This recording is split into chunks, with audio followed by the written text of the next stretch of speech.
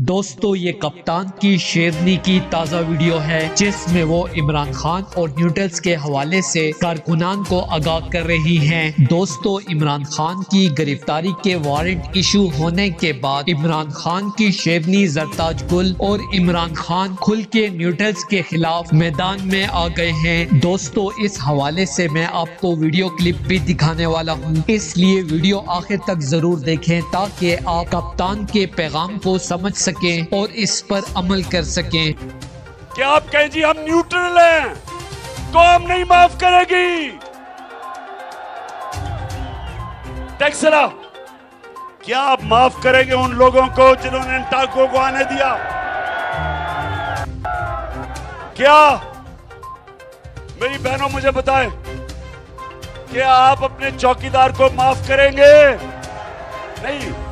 अगर आपके घर पे डाका पड़े और चौकीदार कहे मैं न्यूट्रल हूं, आप माफ करेंगे? मुल्क तबाही की तरफ जा रहा है, माशत तबाह कर दी, लोगों को महंगाई की दलदल में फंसा दिया और इन चोरों को ऊपर बैठा के इनके केसेस माफ हो गए और हम कहें जी मैं तो न्यूट्रल हूं। मुल्क तबाही की तरफ जा रहा है। दोस्तों इस हवाले से अपनी राय का इजहार कमेंट सेक्शन में दें। वीडियो अच्छी लगे तो लाइक करें और इस चैनल को सब्सक्राइब करें।